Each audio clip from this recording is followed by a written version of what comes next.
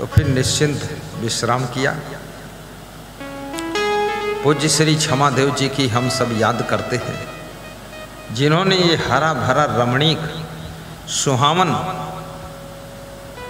मधुर मंगलमय वातावरण प्रस्तुत किया और उसका आनंद भी उन्होंने लिया और फिर संसार शरीर छोड़कर दुनिया से विदा हो गए।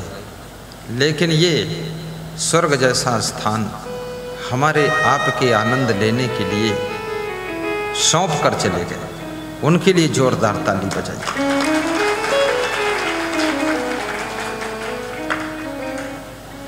महान संत श्री संचालक गुरुमन साहब जी, जिन्होंने इस आश्रम के उत्थान में रीढ़ का काम किया है,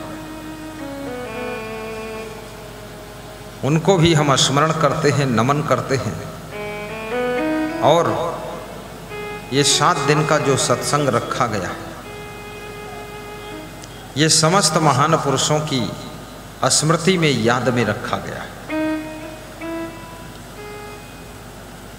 और मेरा इच्छा था कि जब मैं आऊं यहाँ तो सत्संग होना चाहिए। संजीत धवन खड़े हो, इनकी इच्छा थी अब यहीं रहो, छोड़ न जाओ कहीं। बोले सत्संग हाल भी बन गया है, यहीं प्रवचन सुनाओ और जिसको श्रद्धा है सब यहीं आ जाएंगे।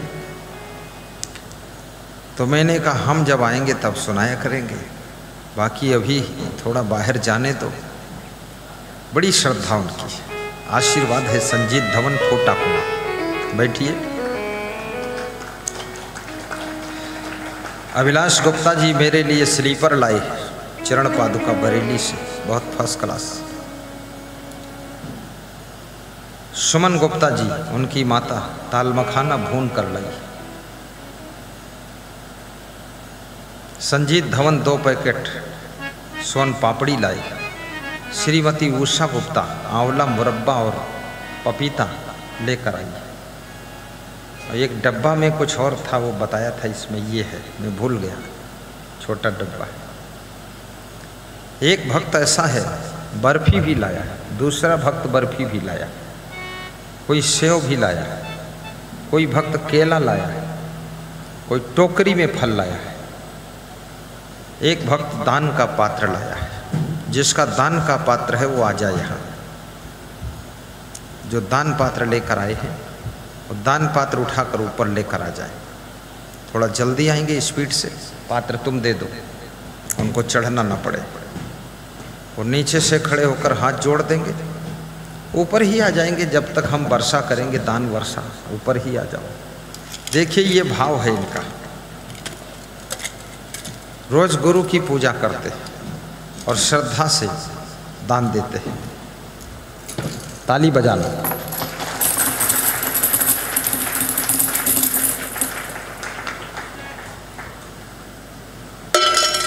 कहावत है बूंद बूंद से घड़ा भरता है। ये घड़ा भरने वाला ही है। और इस घड़ा से उज्जैन में और अयोध्या में आश्रम भी बनेगा। आशीर्वाद। क्या नाम है? कहाँ से है? सैदापुर देवकली। सुरेश चंद्र लखीमपुर खीरी। अरे लखीमपुर में भी बहुत महान भक्त भी छुपे हुए हैं। कौन जानता है कहाँ कितना प्रेम। उत्तर प्रदेश भी अब पीछे नहीं है। 2022 से सभी प्रदेशों के कंपटीशन में चल रहा है और मुझे उम्मीद है शायद कहीं फर्स्ट ना आ जाए। अभी 35 लोग वहाँ से आए। खड़े हो जाए सब। देवकली सैदापुर। ये देखिए पूरी टीम है। वाह वाह।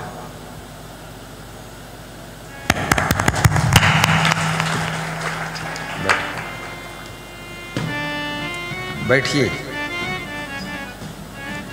अब मुझे इजाज़त दीजिए कि मैं शुभारंभ करूं।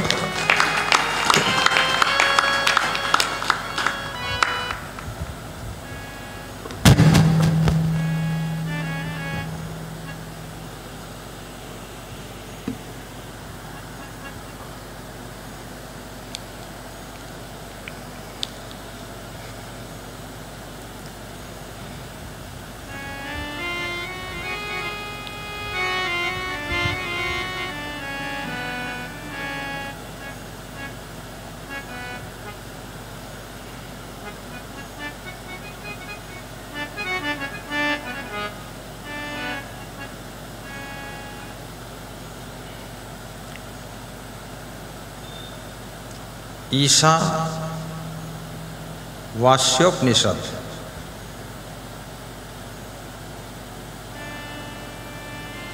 बड़ा प्राचीन ग्रंथ है। ईशा उपनिषद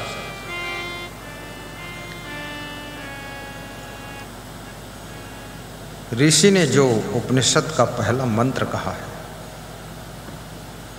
ईशा वास्यम इदम सर्वम यत किंच जगत्याम जगत तेन त्यक्तेन भुज्जी था माँ ग्रद्धा कस्य सुधनम। ईशा उपनिषद का ऋषि कहता है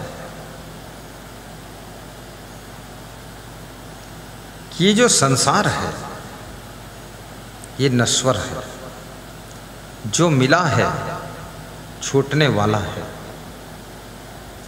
जो खो गया है बार बार मिलने वाला है, जो तुम्हारा है कल पराया हो जाएगा, जो दूसरों का है कभी तुम्हारा हो जाएगा।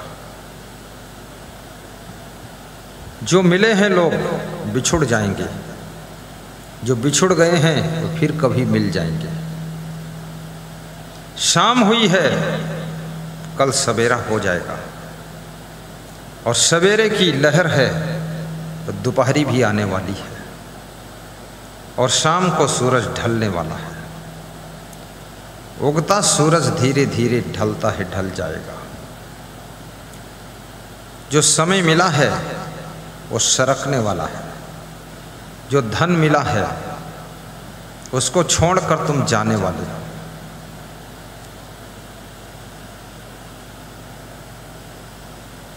संसार में जो जीवन मिला है उसका उद्देश्य क्या है वो समझ में नहीं आता है।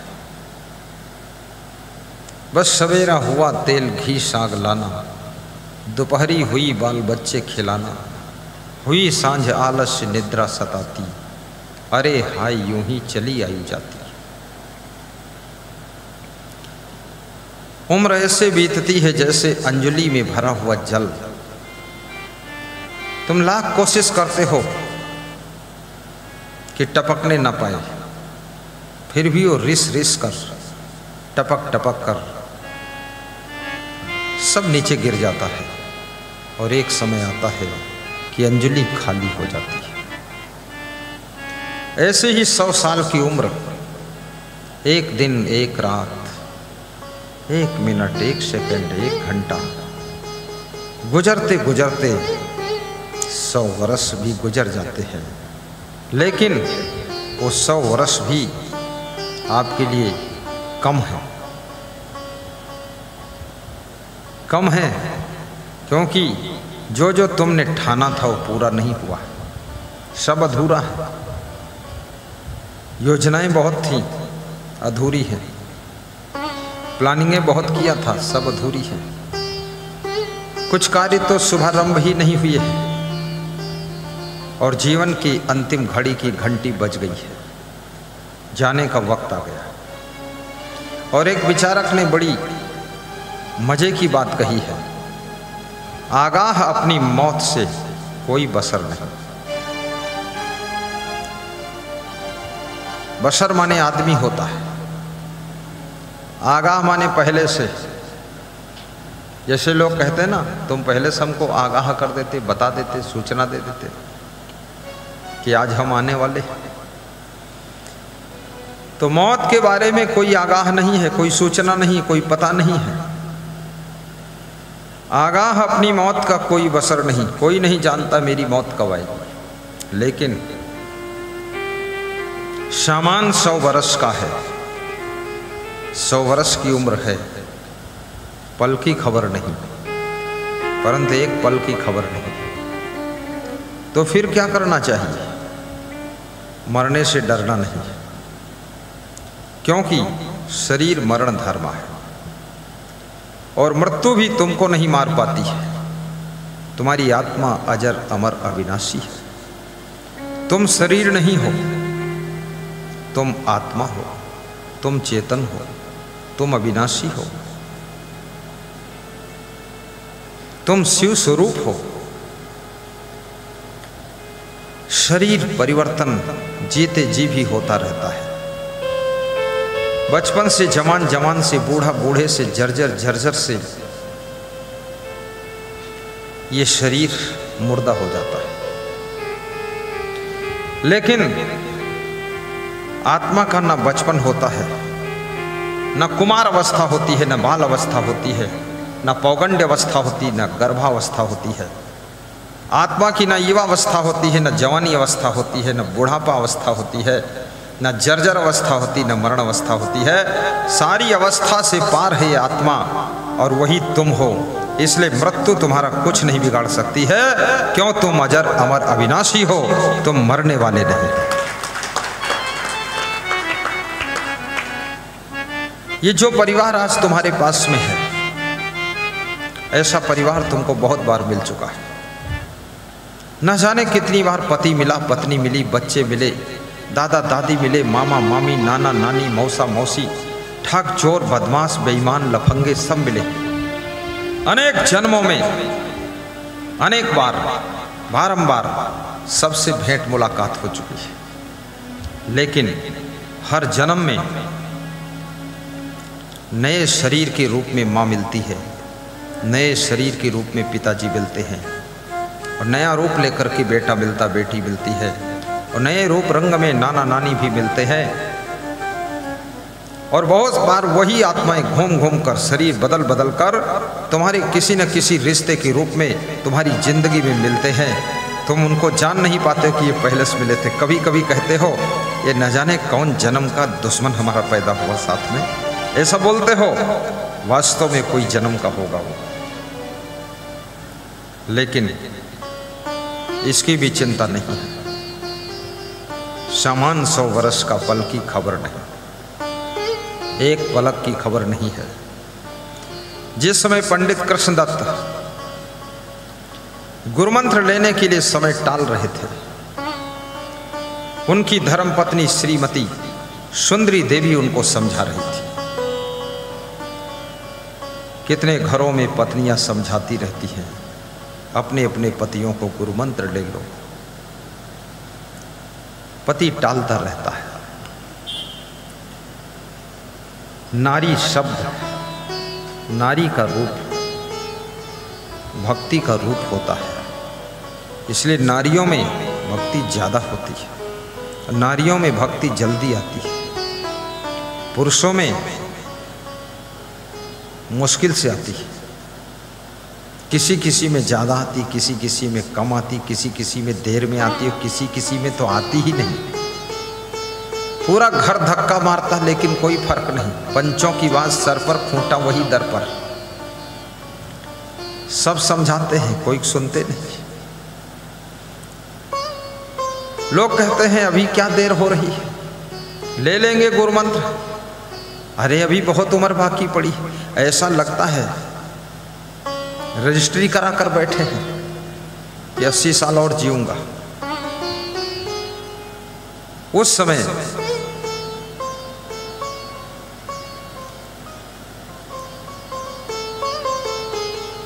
जब पंडित कृष्णदत्त ने गुरुमंत्र लेने के सौभाग्य को टाल दिया था, तब याद रखना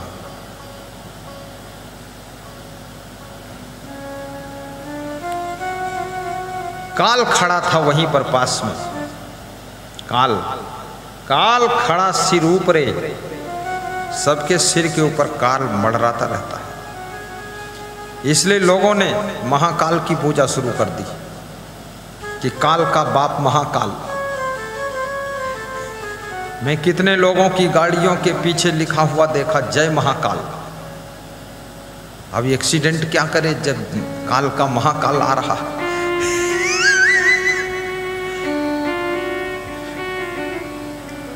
जिस तरह के देवी देवता की जरूरत हो उस तरह के देवी देवता लोगों ने इजाद कर लिए। लेकिन याद रखना, महाकाल का संदेश है कि यदि तुम मेरी भक्ति करते हो तो सबसे पहले गुरु से जा करके गुरुमंत्र लीजिए। गुरुमंत्र के बिना कोई देवी देवता आपकी मदद नहीं करता है। रावण शिव जी की भक्ति करता था, लेकिन गुरुमंत्र नहीं लिया था, गुरु नहीं बनाया था। तो जब राम रावण का युद्ध हुआ तो शिव जी ने रावण की मदद नहीं किया, राम की मदद किया, क्योंकि राम शिव के भक्त थे, लेकिन साथ साथ में गुरु विश्वामित्र के शिष्य भी थे, गुरु वशिष्ठ का संस्कार भी था, सभी ऋषि मुनियों का आशीर्वाद भी था। तो शिव जी का भी आशीर्वाद राम को मिला और राम की जीत हुई और रावण की हार हुई। इसलिए देवी देवता भी उसी की मदद करते हैं जो गुरुमंत्र के रंग में रंगा होता है और गुरुदेव के चरणों में जुड़ा होता है।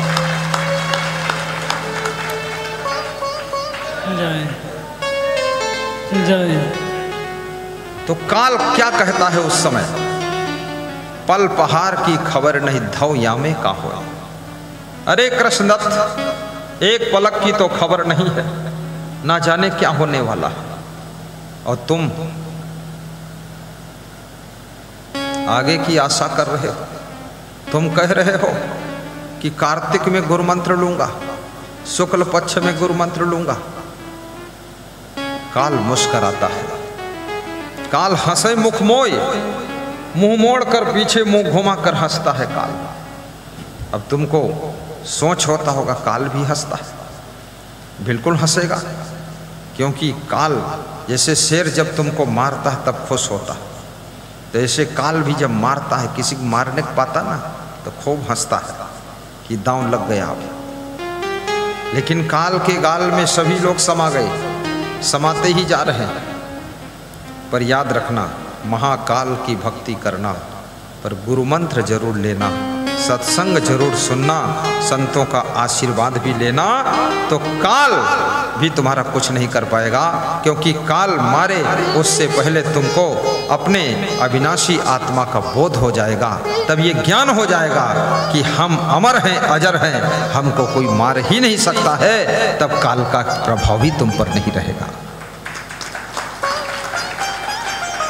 पल पहाड़ की खबर नहीं धौया में का हो, आगे की आशा करत काल हंसे मुख मुंह घुमा कर काल हंसा। जैसे कभी कभी तुम भी मुंह घुमाए हंसते, कोई बड़ी अजीब बात होती तो मुंह घुमाए ले हंसते। क्यों? क्योंकि तुम तब हंसते हो मुंह घुमाए के जब देखत ही बहुत बैधा आदमी तो मुंह घुमाए हंसते, क्योंकि उसके सामने हंसो तो फिर नाराज भी हो जाएगा। तो काल भी मुंह घुमाए हंसते कि ये कितना बैधा है। पंडित कृष्णदत्त, इसकी पत्नी कितनी चतुर है, पत्नी ने गुरुमंत्र ले लिया है और ये कह रहा है कार्तिक में गुरुमंत्र लूंगा। कौन गारंटी है कि कार्तिक आएगा? कौन जिम्मा लेगा कि शुक्ल पक्ष आएगा? कितने लोग कहते हैं कि बुढ़ापे में गुरुमंत्र लूंगा, क्या गारंटी है कि बुढ़ापा आएगा? कितने लोग कहते हैं अरे घर वर बन जाए फिर गुरुमंत्र लेंगे। घर वर बन जाए, घर बन जाएगा, लेकिन घर वाला रहेगा उस समय तक कि नहीं रहेगा पता है? कौन गारंटी? गुरुमंत्र ले लोगे और पुण्य बढ़ेगा, गुरु का आशीर्वाद मिलेगा, गुरु की तपस्या की शक्ति भी तुम्हारे सहयोग में लगेगी। फिर एक घर भी बनेगा, दूसरा घर बनेगा और दुकान भी बनेगी और गाड़ी भी आएगी और लाड़ी भी आएगी और सब चकाचक हो जाएगा। इसलिए गुरु का भी आशीर्वाद है। लाड़ी कहते हैं दुल्हन को, तुम्हारी बीवी आ जाएगी। गुरुमंत्र तो लो, गुरु से जुड़ो तो, और गाड़ी भी आ जाएगी जो पसंद करोगे। सच्ची गुरु भक्ति करने वाले कभी दरिद्री नहीं होते हैं, कभी दरिद्री नहीं होते हैं, और भक्ति ना करने वाले कभी सुखी नहीं होते हैं। सत्संग ना सुनने वालों का विवेक नहीं जागता है, और जिनका विवेक नहीं जागता है वे कभी सुख शांति नहीं पाते हैं। और विवेक जागने का केवल स्थान एक ही है, वो है सत्संग। सबको साफ सुथरा सुनाई दे रहा कि नहीं? बिनु सत्संग विवेक न होय। गाओ, दोहराओ। बिनु सत्संग विवेक न होई। बिना सत्संग के विवेक नहीं होगा। और सत्संग कब मिलेगा?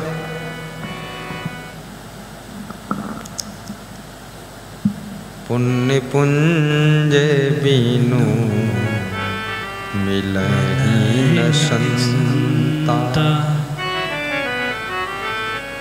जब पुण्य का ढेर एकत्र होता है तब संत से मिलन होता है। और संत से जब मिलन हो जाए तो समझ लेना अब हमारे पुण्य सब उदय हो गए। अब सत्संग भी मिलेगा, क्योंकि शक्कर जब मिल जाती है तो मिठास भी साथ में मिल जाती है। और संत मिल जाते हैं तो सत्संग भी मिल जाता है। फूल मिल जाता है तो सुंदरता भी मिल जाती है। और सूरज का दर्शन हो जाता तो साथ में रोशनी का भी दर्शन हो जाता है। बिनु सत्संग विवेक न होय। राम कृपा बिनु सुलभ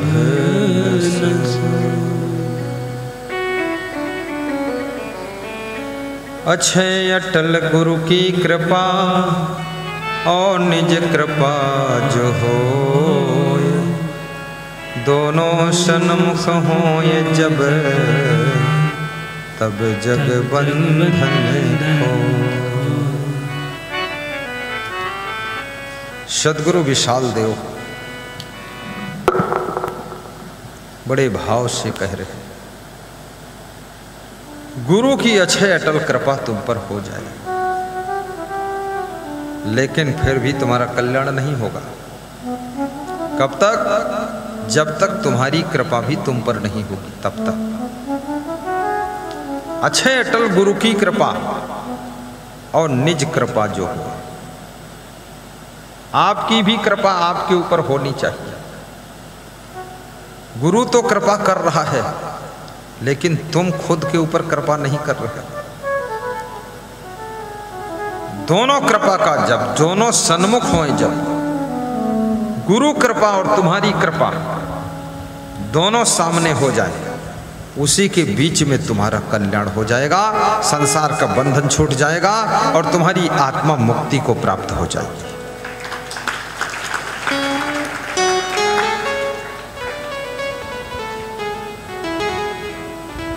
सुनने में थोड़ा अटपटा लग रहा है कि गुरु कृपा और निज कृपा। जैसे गुरु जी मिल गए, दर्शन हो गए,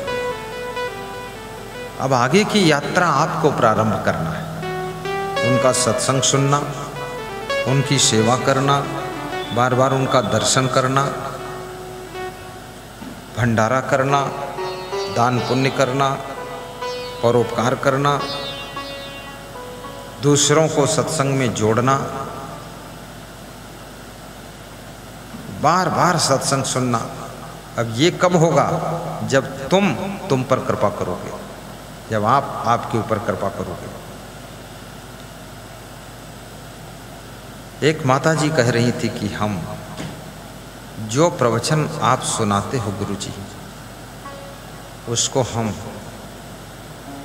टोटल सुनते हैं, कोई ऐसा प्रवचन नहीं जो बचा। हजारों प्रवचन किया होगा, बोले जो भी लाइव चलता है उसको भी सुनते हैं। अब ये सत्संग सुनने की जो भूख है, सत्संग की जो प्यास है, सत्संग की जो रुचि है, ये आपके ऊपर कृपा है। आप अपने ऊपर कृपा कर रहे हैं, तभी सत्संग में आप इतना इंटरेस्ट ले रहे हैं। और यही इंटरेस्ट माने ब्याज भी होता है, इंटरेस्ट माने रुचि भी होती है। ये इंटरेस्ट आपका कल्याण करेगा। वो माता जी का नाम है सुमन गुप्ता, लखीमपुर खीरी। ये है, ये बता रही थी।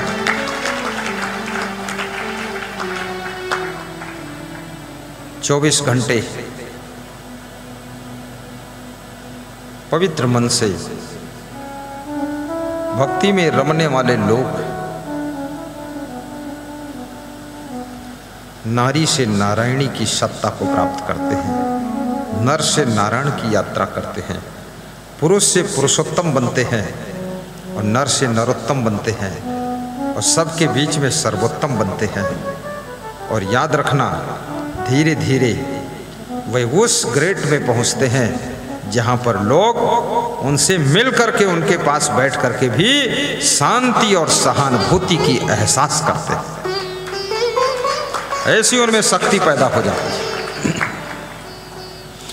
दुनिया में कितने लोग हैं जिनके पास में आपका बैठने का मन नहीं होता है, और दुनिया में ऐसे भी लोग हैं जिनके पास बैठने के लिए तुम लाइन में लग जाते हो, दर्शन के लिए लाइन में लग जाते हो। ऐसी शक्ति आपके अंदर उदय हो जाएगी। अच्छे अटल गुरु की कृपा और निज कृपा जो हो। डॉक्टर आपको दवा दे सकता है, गुरु आपको दुआ दे सकता है, लेकिन माँ बाप आपको आशीर्वाद दे सकते हैं, लेकिन डॉक्टर सब कर देगा, पर दवा खाना आपको पड़ेगा, परहेज करना आपको पड़ेगा। और दवा की गोली खाते हो इतनी बड़ी, और लस्सी पीते हो कमंडल भर, और टॉनिक पीते हो एक ढक्कन भर। डॉक्टर और डॉक्टर दवा दोनों फेल हो जाएंगे। डॉक्टर चिंता मत करना, बड़ा सहज फार्मूला है। आप समोसा भी खा सकते, खाने की इच्छा है, लेकिन बस कम खाइए। जलेबी भी ले सकते हैं, बस कम लीजिए। आप कितनी ही हार्ट हजम होने वाली चीज खाना चाहो खा सकते हो, बस कम। और जो चीज खाते हो उसको थोड़ी देर मुंह में रोके रहो। ये बड़ी कसौटी है, चुनौती है, मुंह में रोकना। क्योंकि मुंह में पहुंचते ही मन कहता है जल्दी अंदर पहुंचाओ, दूसरा और ले लो। और जितनी देर मुंह में रोकोगे उतनी देर ही टेस्ट रहेगा।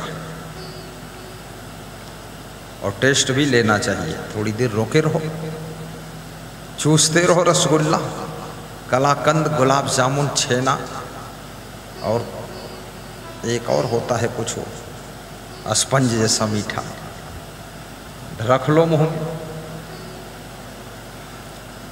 लेकिन जितना जल्दी जल्दी तुम खाओगे उतना ज़्यादा स्वास्थ्य खराब होगा। और मुंह में रोक रोक कर, चबा चबा कर खाओगे, 50% 40% भोजन तो मुंह में ही हजम हो जाएगा। ये लार भोजन को हजम करने का सबसे बड़ा टॉनिक है। मुंह में जो लार बनती है। और हंसना, कितने लोगों के थोड़ा सा अगर सिर दर्द हो जाए तो ऐसा मुंह बनाकर बैठते हैं, लगता है सिर कट ही गया है, अब सिर है ही नहीं।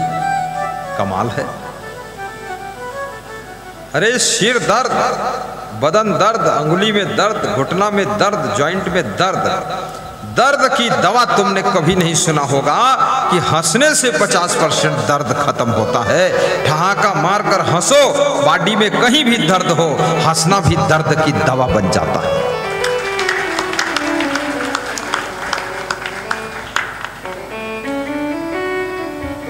कभी कभी लोग कहते हैं हम तो हंसते हंसते पेट फूल गया, तुमने बहुत हंसाया हमको, पेट फूल गया। लेकिन कब फूला था? बचपन में फूला था। अब तो पेट परमानेंट फूला रहता है, बिना हंसे ही फूला। बहुत फूला है। फूला देवी, फूला राम, चौबे, पेट फूला है। फालतू बात। जोर से हंसो,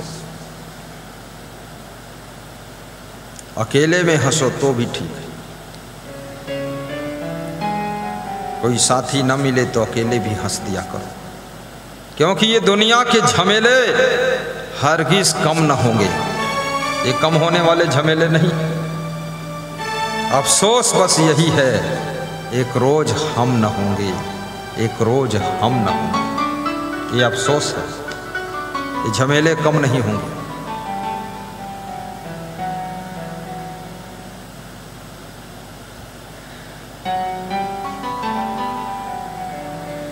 अरे मन ये 2 दिन का मेला रहेगा। गाइए। अरे मन ये 2 दिन का मेला रहेगा। गाइए आदित्य दास। कायम न जग का, कायम न जग का झमेला रहेगा। अरे मन ये 2 दिन का मेला रहेगा।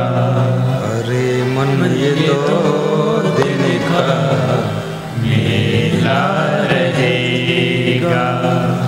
सामान्य लोगों की जिंदगी में 2 दिन मेला लगता है। एक दिन तब जब तुम्हारी शादी होती है, मेला लग जाता है, वो खाने वालों का मेला। और दूसरा दिन तब जब तुम मर जाते हो, तब मेला लगता है, वो तुमको जलाने वालों का मेला। बस जिंदगी में खाने वाले और जलाने वाले। अगर खिलाने की क्षमता नहीं तो वो भी नहीं लगेगा। जलाने के लिए भी लोग बहुत आ जाते हैं। जल जाओ, राख हो जाओ, भस्म कर देंगे तुम्हें। और जलाना ही पड़ेगा, वो बुरा भी नहीं है, क्योंकि लाश को करेंगे भी क्या? क्या करेंगे उसको? धर के भी क्या करेंगे? 24 घंटे में लाश सड़ना शुरू हो जाएगी। सड़ने से पहले जला दिया जाए, ज्यादा बेहतर है। मुर्दे को क्या कर सकते हैं? मुर्दे से क्या होगा?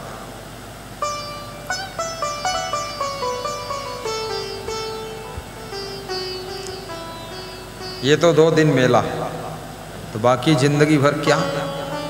जिंदगी भर झमेला, बहुत झंझट। छत्तीसगढ़ में वहाँ की भाषा में कहते कंझट, यूपी में कहते झंझट, वहाँ कहते कंझट, और गुजरात में कहते कंटाल। कंटाल हम समझते ही नहीं रहन कंटाल का होता। कहला कंटाल गए। झंझट कंझट।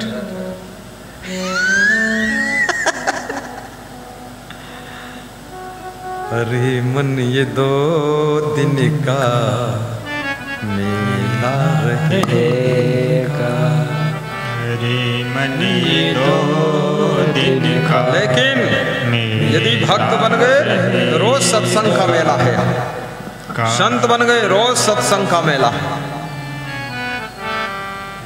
आय मानुष का तन आज कर ले भजन, न भुलाना तेरे जीवन का क्या है ठिकाना।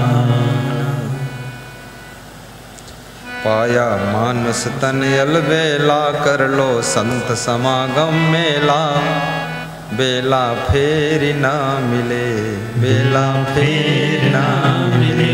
पायो मानुष तन अलबेला, कर ले संत समागम मेला। बेला फेर ना मिले, चेला फेर ना मिले। संत समागम मेला ये बड़ा अद्भुत मेला है। ये धर्म का मेला है, भक्ति का मेला है, सत्संग का मेला है, अध्यात्म का मेला है, दुनिया के सारे झमेला को खत्म करने वाला मेला है। इसलिए सत्संग के मेला में शामिल होकर के दुनिया के झमेला के झंझट से बचने की कला सीखो, ताकि कांटों के बीच में गुलाब बन करके तुमको मुस्कुराना और खिलना आ जाए। बोलिए सद्गुरुदेव की जय। पाया मानुष तन अलबेला, कर ले संत समागम मेला, बेला फेर ना मिले, बेला फेर ना मिले।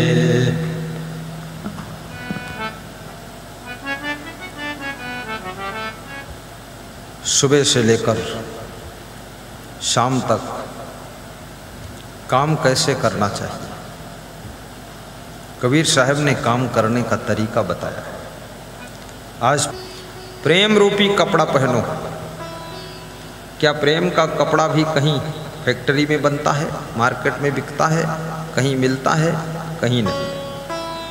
तो कैसे कबीर कहते हैं प्रेम का कपड़ा पहनो? पाट माने कपड़ा होता है, प्रेम पाट का चोलना, चोलना माने अंगरखा पहनने वाला, जो वो चाहे साड़ी रूप हो, पैंट शर्ट हो, सलवार कुर्ता हो, या अचला लंगोटी साधु का हो, उसको चोलना बोलते हैं। चोला को जो ढक ले वो चोलना। और चोला क्या है? चोला ये शरीर, और कपड़ा क्या करता है? ढकने का काम करता है, मर्यादा को ढांक के रखता है, सुरक्षा करता है इस चोला की, ठंडी गर्मी सर्दी से बचाता है कपड़ा। इसलिए कपड़ा का नाम भी चोलना, क्योंकि चोला की सेवा करता। चोलना कबीर प्रेम पाठ का चोलना पहिर कबीरू नाच। और फिर कबीर साहब कहते हैं उसको पहनकर नाचो। इतना बड़ा संत नाचने का आदेश दे रहा है, लेकिन कबीर की परिभाषा में नाचना क्या है? कबीर की परिभाषा में नाचना वो कमर हिलाकर नाचना नाचना नहीं है, घुंघरू बांधकर नाचना नाचना नहीं है। कबीर की परिभाषा में नाचना का अर्थ है कि सुबह से लेकर शाम तक जितने काम करते हो वो प्रेम रूपी कपड़ा पहनकर, अर्थात प्रेम पूर्वक सभी कार्यों को कीजिए, बस तब जीवन में शांति मिलेगी। प्रेम से काम करना। और जिस कार्य में तुम प्रेम रस घोल देते हो, जब गाड़ी प्रेम से चलाते हो ना, गाड़ी चलाने में भी आनंद आता है। जब महिलाएं प्रेम से भोजन बनाती हैं तो भोजन भी बनाती हैं और मुस्काती भी रहती है। और जब प्रेम से नहीं बनाती, गुस्सा से बनाती है, तो भोजन भी बनाती हैं और बहुत आंखें लाल, आंखें लाल, चेहरा चढ़ा हुआ, खाने वाले भी डरे हुए कि क्या होने वाला है।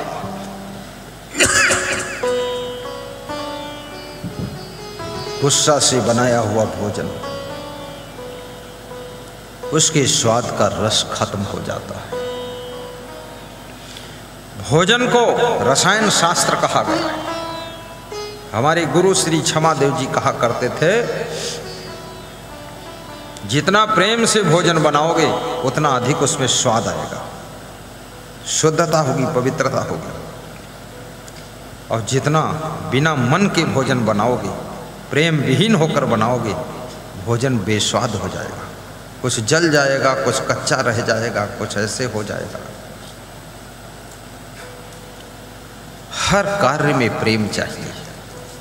जो लोग प्रेम से गाड़ी चलाते उनकी गाड़ियां लड़ने से बच जाती, और जो लोग घर की गुस्सा गाड़ी चलाने में निकालते हैं, इतना जोर से लेकर भागते हैं गाड़ी। झारखंड में एक आदमी मेरे पास आया, बोला कुछ ऐसा आशीर्वाद दे तो मेरा बेटा इतने जोर से गाड़ी लेकर भागता है, तो हम सोचते हैं मर ही जाएगा, लेकिन फिर वो जिंदा ही आ जाता। बोले बड़ा गुस्सैल है। कितने लोग अपनी गुस्सा गाड़ी ड्राइविंग में निकालते हैं, कितने लोग अपना क्रोध झाड़ू पर निकालते हैं, पटक पटक के तोड़ देते हैं। कितने लोग अपने भीतर का जोश खरोश चप्पल जूतों पर निकालते हैं। जूता ऐसे पहनते, चप्पल जैसे रौंद देते, पूरा तेरी ऐसी तैसी कर देते। और कितने लोग चप्पल को फंसा फंसा कर तोड़ देते। लेकिन याद रखना, जब तुम वस्तुओं पर गुस्सा करने लग जाओ तो समझ लेना अब तुम्हारा विवेक खो चुका है। जब वस्तुओं से प्रेम करने लग जाओ तब समझ लेना तुम्हारे ऊपर, तुम्हारे भीतर परमात्मा की शक्ति का प्रभाव आ गया है। जब सभी प्राणियों से प्रेम करने लग जाओ, सब पे दया आने लग जाए, तो समझ लेना तुम्हारे अंदर भगवत शक्ति उदय हो रही है। ये सब भगवान का गुण है, वो गुण आपके अंदर प्रकट हो रहा है। चिड़ियों को दाना चुगाने की भी इच्छा होने लग जाए, चिड़ियों पर भी रहम आ जाए, गायों पर भी रहम आ जाए, शाकाहारी बन जाओ, ये गुण भगवत गुण है। और ये गुण जब आपके अंदर आएगा, याद रखना, फिर आप जो मन में सोचोगे वो भी होने लगेगा। जिस नारी में ये गुण आता है, दया का गुण, दया का गुण भगवान का गुण, क्षमा का गुण भी भगवान का गुण, ये गुण अगर आ गया, वो नारी के अंदर नारायणी की शक्ति उदय हो रही है। अद्भुत है। इसलिए भजन में गाते हैं हमारे संत, मुझ में तुझ में बस फर्क यही, मैं नर हूं आप नारायण। गा दो। मुझ में तुझ में बस फर्क यही, मुझ में तुझ में बस फर्क यही, मैं नर हूँ आप नारायण हो, मैं नर हूँ आप नारायण हो, मैं हूँ संसार के बंधन में, मैं हूँ संसार के बंधन में, संसार तुम्हारे चरणों में, गुरुदेव तुम्हारे चरणों में, भगवान तुम्हारे चरणों में, अब सौंप दिया इस जीवन का सब भार तुम्हारे चरणों में, अब सौंप दिया इस जीवन का सब भार तुम्हारे चरणों में, है जीत तुम्हारे चरणों में, है हार तुम्हारे चरणों में, अब सौंप दिया इस जीवन का सब भार तुम्हारे चरणों में, गुरुदेव तुम्हारे चरणों में। बोलिए सद्गुरु भगवान की जय हो। पानिप दीन्हो ताश को, जो तन मन बोले साच। संत कबीर कहते हैं, पानिप माने उस व्यक्ति के जीवन में तेज पैदा होता है जिसके तन मन में सच्चाई है, जिसका जीवन सत्य शुद्धता पवित्रता के पथ पर चलता है। वो तेजस्वी बनता है, उसमें चमक आती है और उसका जीवन सबके कल्याण का कारण बनता है।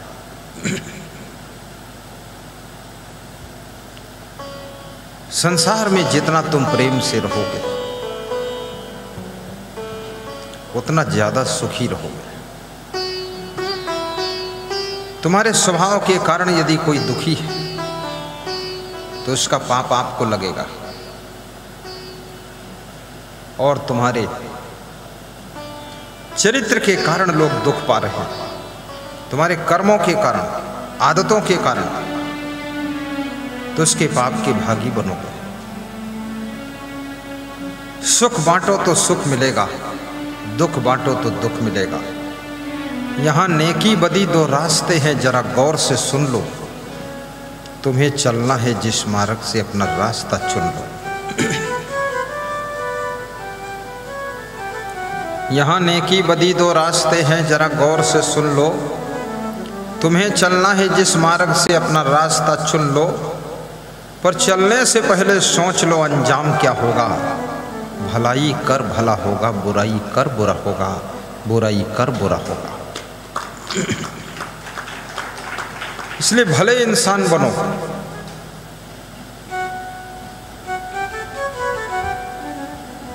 गुणवान बनो, सरल स्वभाव भी बनाओ, दूसरों का ख्याल भी रखो। ये मान कर चलो, उपनिषद का ऋषि कहता है कस्य सोई धनम, ये धन किसका है। मां ग्रद्धा, इसमें आसक्त मत होइए, चिपकिए मत।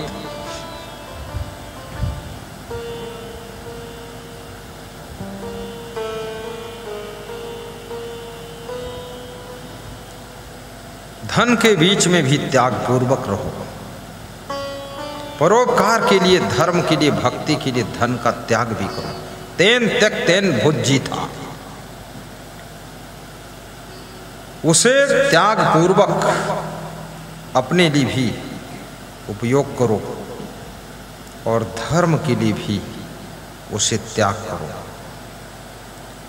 उपनिषद का ऋषि कहता है ये धन किसी का नहीं। आज आंख बंद हो जाएगी, तुम्हारा धन किसी और के अधिकार में आ जाएगा। और धन किसी के साथ में नहीं जाता है, न सामान जाता, न मकान जाता, न गाड़ियां जाती हैं, न पद अधिकार जाते हैं। याद रखना, केवल पाप और पुण्य की कमाई तुम्हारे साथ जाती है। आया है सो जाएगा राजा रंग फकीर, एक सिंहासन चढ़ चली एक बंधे जात जंजीर। बहुत मार्के की बात है। पाप की जंजीरों में बंध करके कुछ आत्माएं जाती हैं और कुछ आत्माएं ऐसी हैं जो पुण्य के सिंहासन पर बैठकर जाती हैं।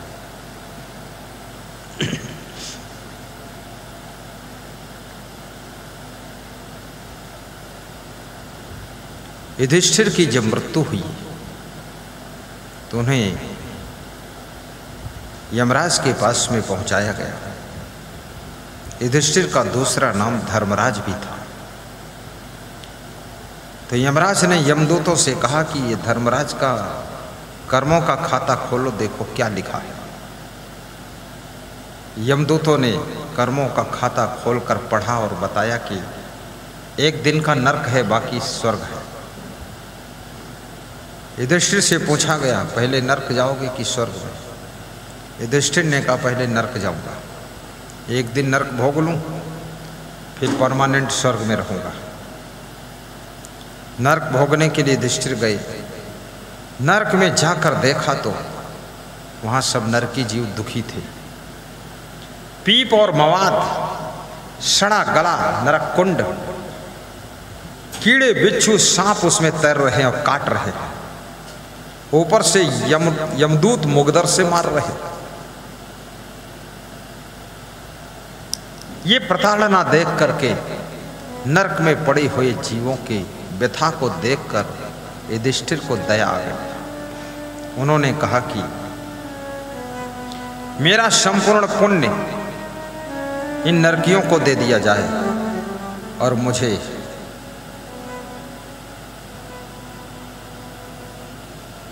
इनके हिस्से का जो पाप है उसे भोगने के लिए इस नरक में डाल दिया जाए। मैं परमानेंट नरक में रह लेना स्वीकार कर लूँगा, लेकिन नरकियों को दुखी देख करके ये स्वीकार नहीं। एवं तो ऐसा ही होगा। यमराज का आदेश हो गया, सब नरकियों को निकालकर स्वर्ग में पहुंचाइए और युधिष्ठिर को नरक में रख दीजिए। अपने से क्या लेना देना है, जब राजी से नरक ले रहा दे दो, सड़ेगा खुद सड़ेगा जाने। युधिष्ठिर नरक में रह रहे हैं और नरक में भी मुस्कुरा रहे हैं, हंस रहे हैं और अच्छा सोच है, अच्छा चिंतन है। युधिष्ठिर के मन में 1 महीने के बाद अंतर इच्छा पैदा हुई कि जो नरक से स्वर्ग में आत्माएं गई हैं उनसे जाकर मिलूं। अब वे बड़े सुखी होंगे, शायद मुझे धन्यवाद देंगे। वहां मिलने गए। युधिष्ठिर को वहां भी बहुत दुख हुआ,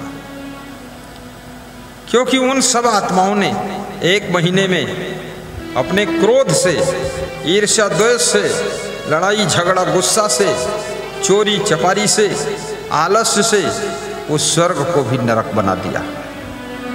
और वे फिर सब रो रहे थे, चिल्ला रहे थे।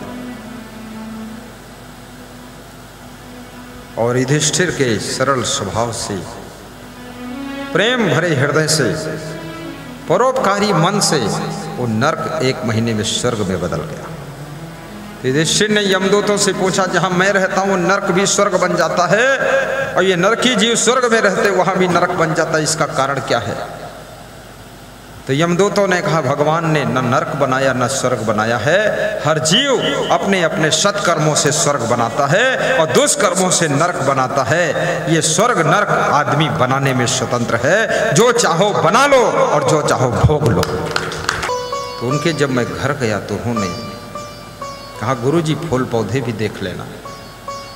फिर छत पर ले गए, टाप पर, बोले यहाँ भी देख लो। तुमने कहा, इतनी फुलवारी, इतने फूल कैसे लगे? तो अपनी वाइफ की तरफ इशारा दिया कि भोजन बनाने के अलावा दिन भर यही बनाती रहती है। तो हमने कहा, श्रीमती हृदयश्री देवी, ये फूल फुलवारी आपने लगाया है?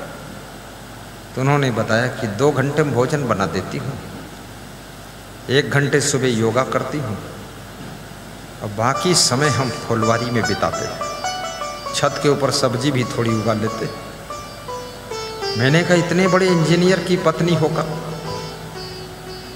इतने बड़े इंजीनियर की पत्नी होकर तुम कैसे काम करती हो?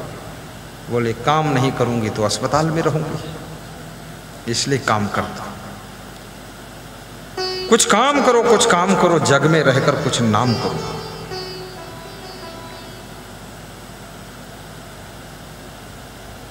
जब तुम्हारे शरीर से पसीना निकलता है, ये पसीना नहीं है, ये भविष्य में होने वाली बीमारी निकल रही है, इसलिए पसीना भी निकलने का मौका दीजिए कभी। इसलिए प्राकृतिक चिकित्सा में स्टीम स्नान कराई जाती है। एक डब्बे के अंदर आपको बंद किया जाता है, खाली आपका मूड बाहर रहता है ताकि दम न घुट जाए, और शरीर को इतना गर्म कर दिया जाता है, पसीना पसीना हो जाते हैं। उसके बाद दर्पण में चेहरा देखिए तो चेहरे पर इतनी सुंदरता आती है। जब पसीना निकलता है तो बॉडी के समस्त रंध्र साफ हो जाते, छिद्र साफ हो जाते हैं, और ये बॉडी बाहर से भी एयर लेती है, ऑक्सीजन लेती है। इसलिए इसमें जगह जगह पर रोम लगे हुए हैं, ये ऑक्सीजन लेने के लिए, ये पसीना निकालने के लिए। पूरे शरीर में कितने करोड़ छिद्र है। 7 मिले 64 खिले, 20 रहे कर जोर, हरिजन से हरिजन मिले, नासत 7 करोड़। 3.5 करोड़ रोम रोम है तुम्हारे अंदर, ये सब एयर ले रहा है। और कितने लोग रोम के ऊपर इतना मैल लगाए रहते हैं कि रोम भी बंद है, छिद्र भी बंद है, रंध्र भी बंद है। इसलिए साफ सुथरा रहो, हाथ भी धो लिया करो।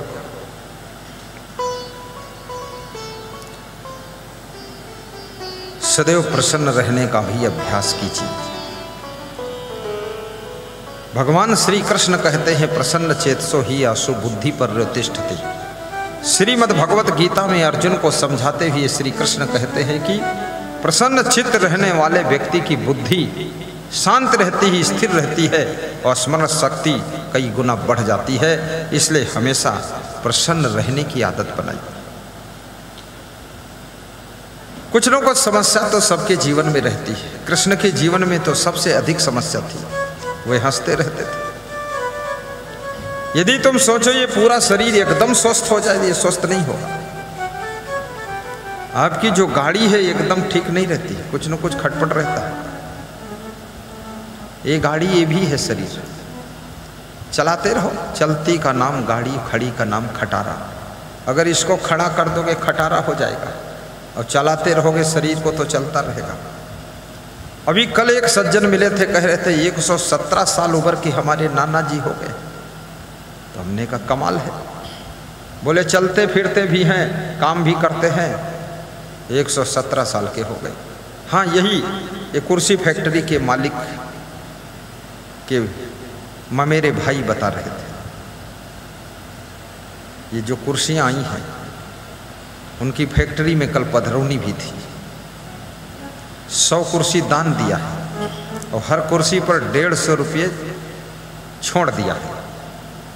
और ये भी कहा है जिंदगी भर जब कुर्सी टूट जाए नई ले जाओ, आजीवन जिम्मेदारी, गारंटी।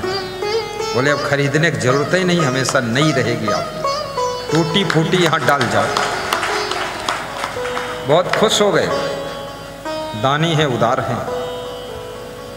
नाम श्री विशाल अग्रवाल।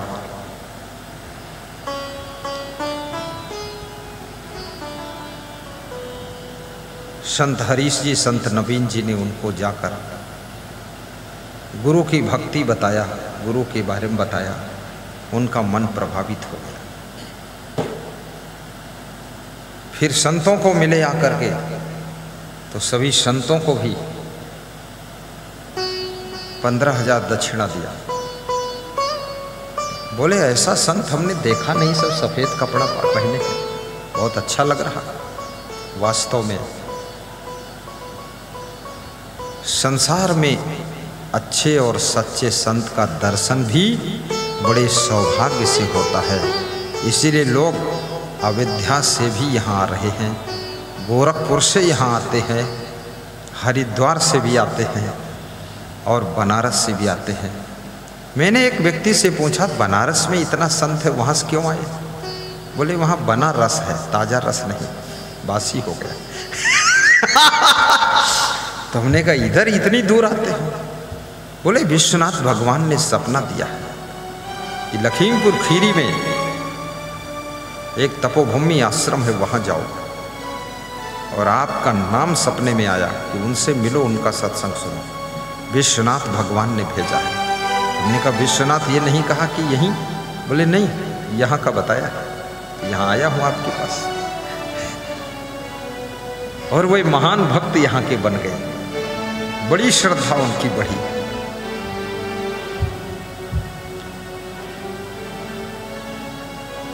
संत के अंदर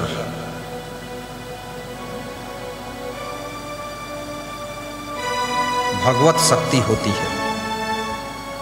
सच्चे मन से उनकी भक्ति करो, गुरुदेव के चरणों में मन लगाओ तो मनोकामना भी पूर्ण होती है, दुख भी दूर होते हैं और परिवार में सुधार भी होता है। आप सभी के परिवार में सुख शांति का जन्म हो, हंसता खेलता आपका जीवन हो, माताओं बहनों का सम्मान हो, मेहमानों का आदर हो, बूढ़ों का घर घर में श्रद्धा से सम्मान हो, बच्चों को संस्कार देने का कार्यक्रम हो, घर घर में सत्संग की आवाज़ गूंजती रहे। मोबाइल के यूट्यूब से और टीवी से भी प्रवचन सुनते रहो। टीवी में प्रवचन 1 अक्टूबर से प्रारंभ होने वाला है। आस्था भजन चैनल में आएगा और रात्रि में आएगा 8:40 पर शायद आने वाला है, या 8:20 पर आने वाला है, या 9 बजे आने वाला है, क्लियर नहीं मालूम है। आ जाएगा तब देख लेना। 1 अक्टूबर से लाइन लग चुकी है। आस्था भजन चैनल के डायरेक्टर कह रहे थे कि साल भर फीस ना दो, लेकिन प्रवचन चालू रखो, धीरे धीरे दे देना, जब दे देना। बोले आनंद आ जाता है। और वह भी सब भक्ति भाव से जुड़े हुए। आपकी संपूर्ण आवश्यकताएं भी पूर्ण हों, ऐसा व्यास गादी आशीर्वाद देती है।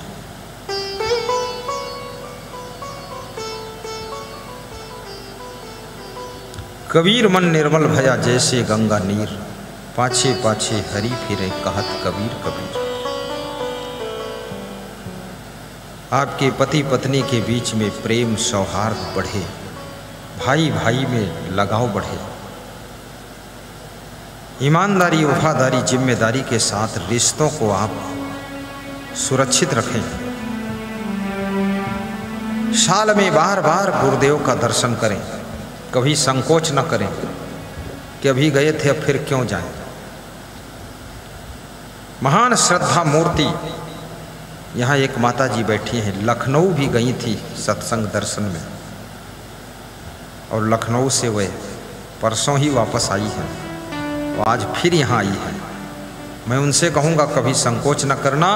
राजेश्वरी देवी गुप्ता नाम है। हमने कहा माता जी कोई और आया है?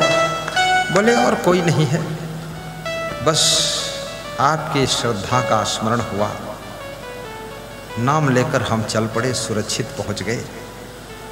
तो मैंने कहा इधर से हम अपनी गाड़ी में भिजवा देंगे। तो मैंने उनके लिए स्विफ्ट डिजायर तैयार करवाई, प्लानिंग किया। तो वह प्रचार वाहन में बैठ कर आ गई। बोले स्विफ्ट नहीं, हमका वह हम बैठ ले चले जाए, जल्दी पहुंचेंगे। स्विफ्ट पता नहीं कहाँ कहाँ जाए। यहाँ आ गई। संतों से मैंने पूछा, संतों ने बताया वो तो चली गई। तो हमने कहा अरे कौन गाड़ी से? तो बोले वो प्रचार वाहन से चली गई। सभी भक्तों के लिए हम अपने पूज्य गुरु श्री क्षमा देव से आशीर्वाद मांगते हैं, गुरुमन देव के तपस्या से भी आशीर्वाद मांगते हैं। आपके घर घर में 4 व्हीलर गाड़ी हो, 3-3 मंजिल का सुंदर मकान हो, और आपके अंदर भक्ति का महल खड़ा हो, ताकि वहां पर सुख शांति का डेरा पड़ा हो, दुख कहीं दिखाई ना दे। ऐसा सुविधाजनक आपका जीवन। बोलिए सद्गुरु क्षमादेव की जय। रोज गुरु नहीं मिलेंगे आपको, अपने माँ के पैर छू लेना। ऊंची आवाज में माँ से मत बोलना, पिताजी के पैर छूकर आशीर्वाद ले लेना, बड़े भाई के पैर छू लेना। जितनी तुम में नम्रता होगी उतनी ज्यादा गुरु की कृपा आपको मिलेगी।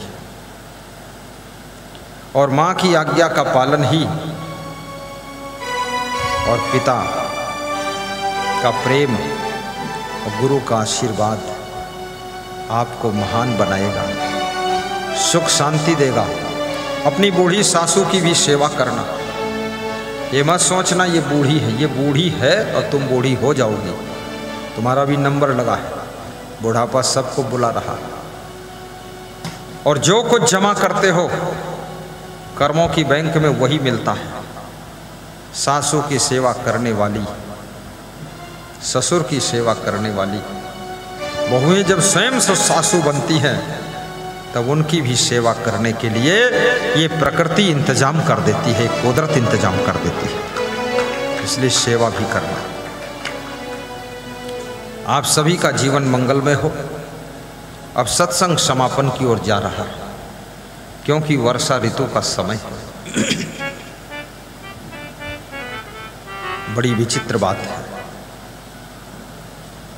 साहिब बंदगी बोलो, जय सिया राम बोलो, जय हनुमान बोलो, जय क्षमा देव, जय गुरुमन देव, जय गुरुमन देव, जय विशाल देव, जय विशाल देव। साहिब बंदगी, साहिब बंदगी। आरती मंगल तैयार कीजिए। कुछ सोचना है आपको बता दूं।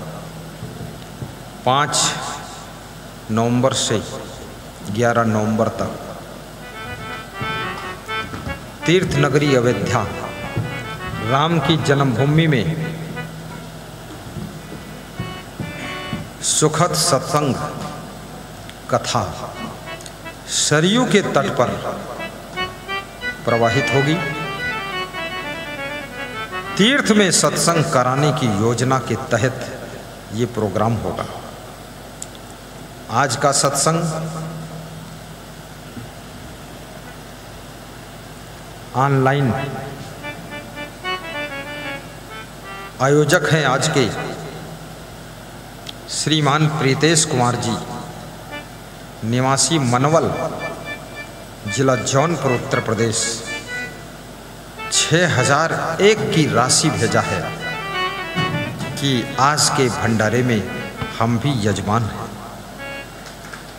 आज के यजमान, ताली बजाओ। आज की महामंगल आरती का पुण्य उनको मिलेगा, भंडारे का पुण्य मिलेगा।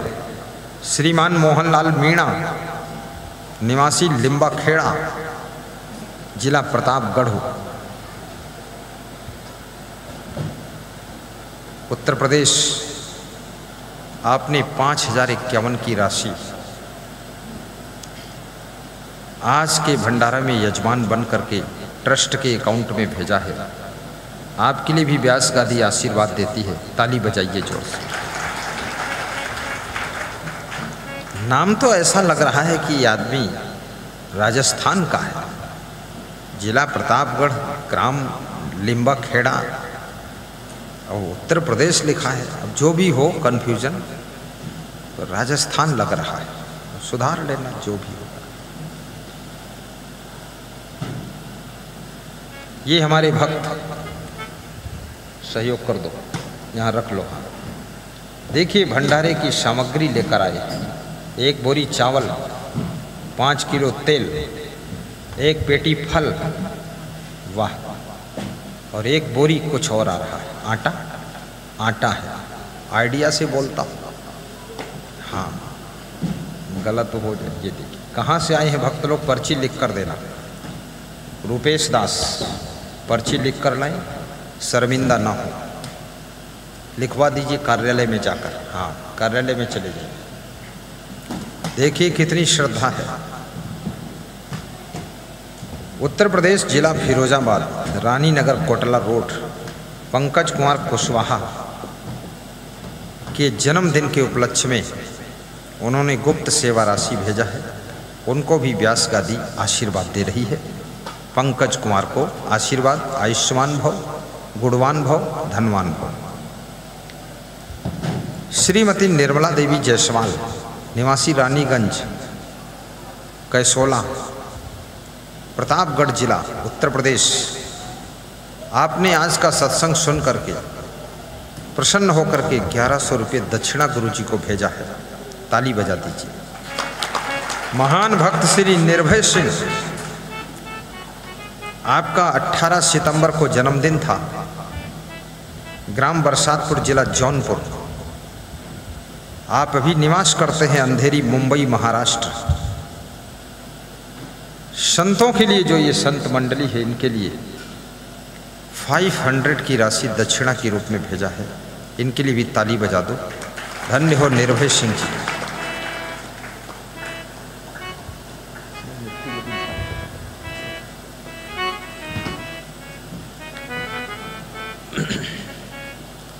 पधारे हुए सभी भक्तों को व्यास गादी आशीर्वाद देती है। और जो प्रसाद है वितरण होगा। हमारे आदित्य दास, नारायण दास, प्रसाद बांटने की तैयारी कर लेंगे। आज भक्तों को देख करके सब संतों का मन बड़ा प्रसन्न हुआ है और मेरा मन तो बहुत गदगद हुआ है। मैं तो सोचता था जितने लोग आए हैं ना, कम से कम 1100 लोग आते तो अच्छा रहता, सब कुर्सी डल जाती। हाँ, खीर का प्रसाद व्यास गादी की ओर आ रहा है। नारायण दास ला रहे हैं, सहयोग करो,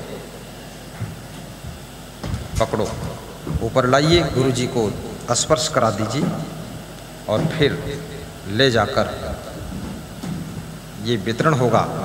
वहाँ वो जो नियम साहब बैठे हैं, हमारे भंडारी साहब, खोल के दिखा। अरे बहुत है, सब माल पड़ा हुआ है, ऊपर तक तैर रहा है मसाला, खीर का मसाला होता है। प्रसादे सर्व दुखानां हानिरस्योपजायते प्रसन्न चेत सोहि आशु बुद्धि पर्योत्तिष्ठते अखंड मंडलाकारं व्याप्तमेन चराचरं तत्पदं दर्शितमेन तस्मै श्री गुरुवे नमः। तुम पकड़ो तो गिर जाएगी।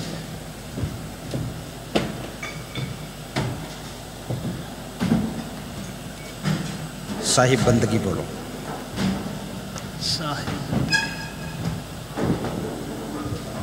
तुम्हें देख कर के ये ख्याल आ रहा है कि जैसे फरिश्ता नजर आ रहा है। गाइए, तुम्हें देख कर, क्या बात, क्षमादेव की कृपा, जिला बदायूं, ग्राम किसरुआ, अवनेश यादव, श्री राजपाल सिंह, पप्पू सिंह, राकेश सिंह, नन्हेपाल, बहन राजवती, इतने लोग आए हैं। एक पेटी सेव, 30 किलो आटा, 25 किलो चावल, 2 किलो तेल सरसों का। श्री हमीरपाल जी, निवास केसरुआ, बदायूं, उत्तर प्रदेश। ताली बजाइए दानियों के लिए। भंडारा उसी को कहते हैं जिसमें बहुत लोगों का अन्न, मन, धन, सामान, तन, बुद्धि समर्पित हो जाए, उसे भंडारा कहा जाता है। कृपया प्रसाद का वितरण वहाँ सड़क पर करें, यहाँ नहीं करेंगे, ताकि चूहे तो उधर ही चूहे, चूने वाला है, खीर चू सकती है। साहिब बंद प्रसाद वितरण में कुछ भगत भी मदद कर देना, कोई टेबल लगा लेना, वहाँ टेबल, बढ़िया टेबल ले आइए, विधिवत काम करिए। जो खाली बैठे हैं वे कृपया सेवा में लग जाएं, शर्मीला स्वभाव न रखें, महिपाल दास चले जाएं, जल्दी जल्दी कर लें, ताकि इधर का कार्यक्रम समाप्त होगा, फिर छोड़ेंगे सबको एक साथ। साहिब बंदगी, फर्स्ट महिपाल जाएं, सेकंड हमारे यहाँ 2 एक नाम के 2 साधु अपने अपने स्थान पर भाव श्रद्धा से महामंगल आरती का पुण्य प्राप्त करने के लिए कृपया खड़े हो जाएं। हाथ जोड़कर ताली बजाते हुए आरती का पुण्य प्राप्त करें।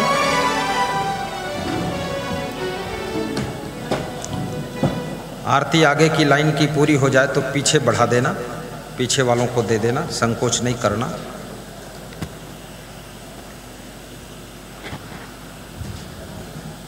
शुभारंभ करें।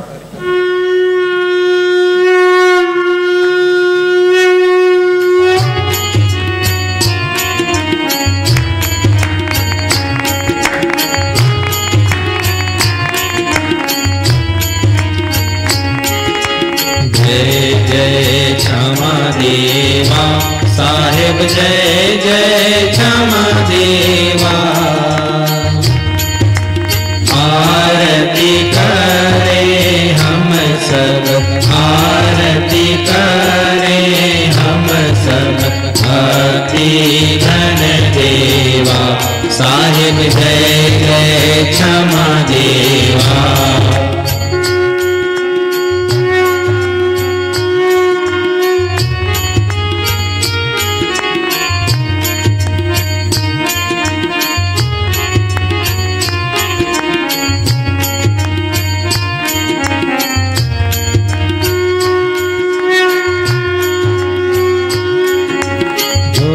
सिर नावे सो फल पावे।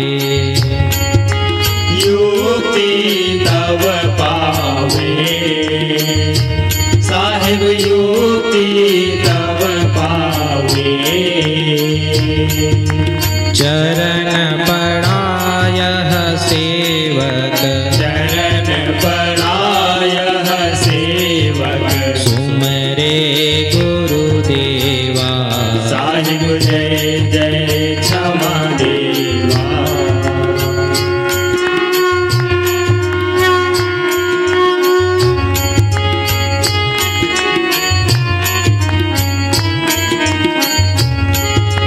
आप हो ज्ञान के सागर बाल ब्रह्मचारी।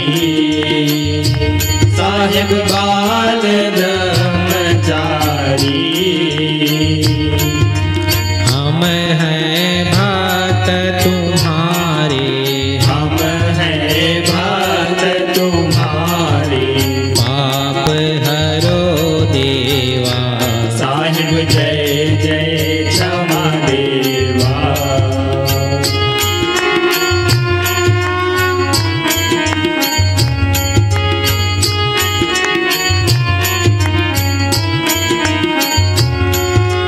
भरम निवारक स्वामी प्रभु अंतर्यामी। साहिब प्रभु अंतर्यामी। भूल मिटा कर सारी भूल मिटा कर सारी। क्षमा करो देवा। साहिब जय जय क्षमा देवा।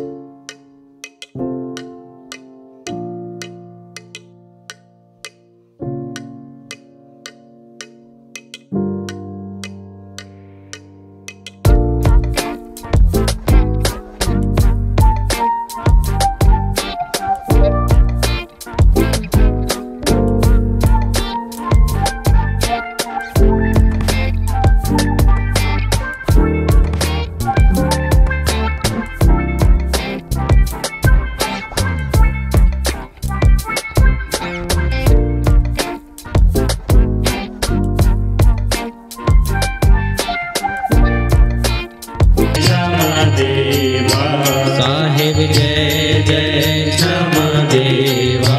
साहिब जय जय क्षमा देवा। बोलिए सद्गुरुदेव की जय। गुरुर्ब्रह्मा गुरुर्विष्णु गुरुर्देवो महेश्वर।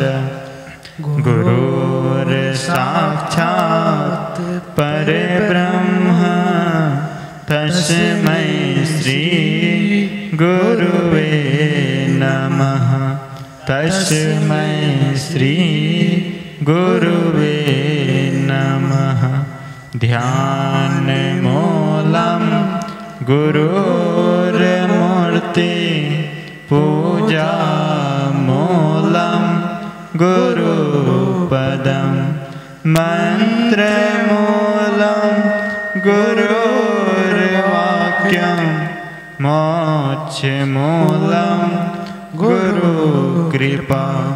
मोक्षमूलं गुरुकृपा।